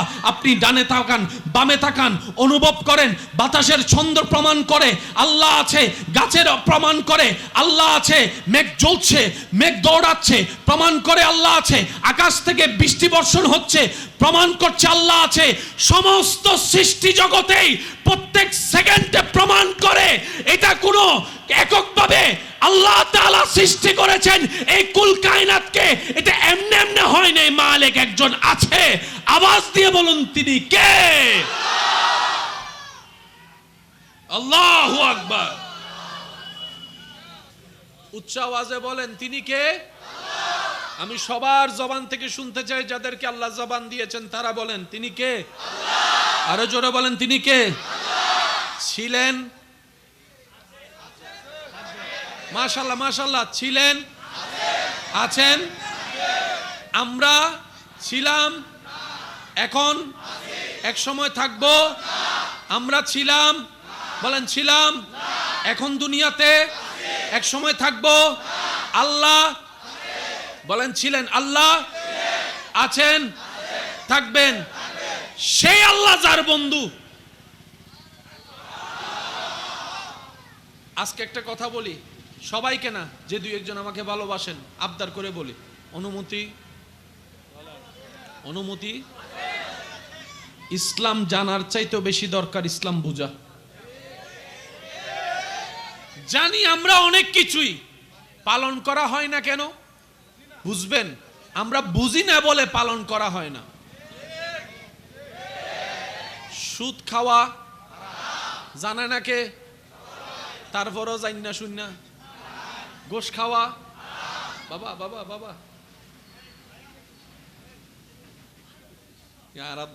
ঠিক আছে, আল্লাহ কবুল করুক। সুদের ব্যাপারে সবাই জানে, ভাই আওয়াজ দেন। গোশের ব্যাপারে, অন্যায়ভাবে জায়গা দখল করা, জুলুম করা, সব জানে, তারপরও করি, কারণ আমরা বুঝি নাই।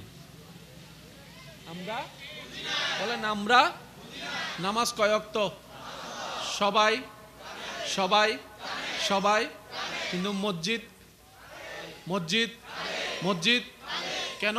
নামাজ জেনেছি, বুঝি নাই। যারা নামাজ জেনেছে তারা মসজিদের সাথে সাক্ষাৎ করে বেশিরভাগ মানুষ সপ্তাহে।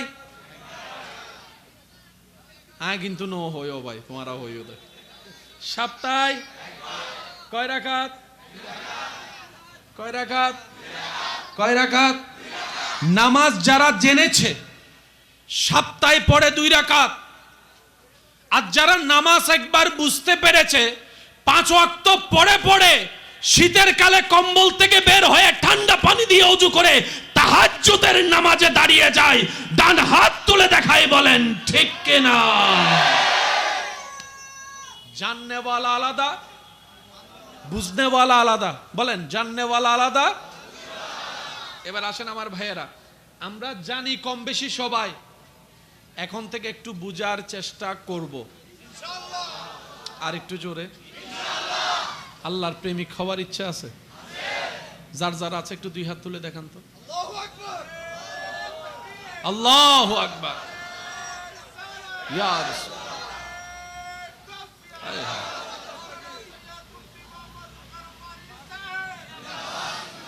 মোহাব্বতের আওয়াজ একবার বলি আলহামদুলিল্লাহ। আল্লাহ আপনাদেরকে সবাইকে রবের প্রেমিক হিসেবে কবুল করুন। আপনাদের উসিলায় আল্লাহ আমাকেও প্রেমিক হিসেবে কবুল করুন। ইমানদার ভাইয়েরা, মনে রাখবেন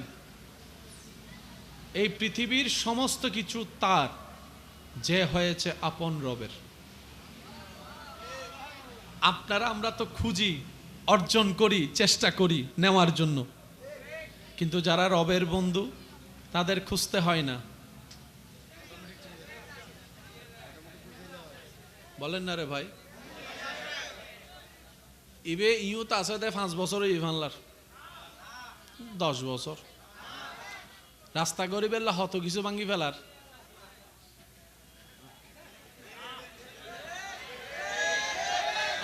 হইতো না হত 5 তলা বিল্ডিং,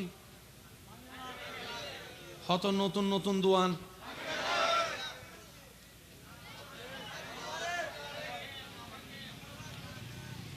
বরংস রাস্তা ঘুরে দিয়ে দেখ দিন দিলে যা। ওয়ান রবর বান্ধক কলার আওয়াজ ইল্লা আস্ত হইলে না, আর জোর হওয়া না। হতে রাস্তা ঘুরো, হতে রাস্তা ঘুরাইলে বাজেট বাড়িব, হতে বাজেট।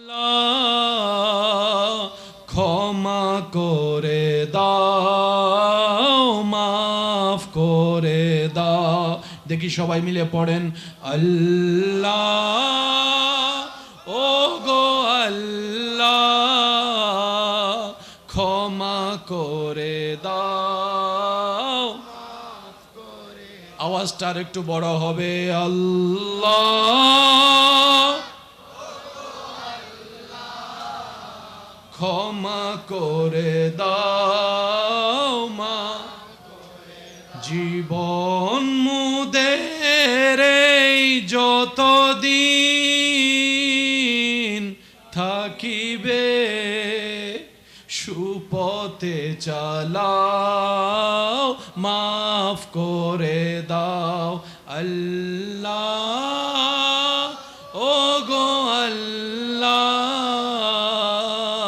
ক্ষমা করে দাও। চিৎকার দিয়ে একবার বলে না আমিন। এবার আমার জীবনদার ভাইয়েরা, এতটুক কথা যারা বুঝতে পেরেছেন তারা একবার বলেন মারহাবা।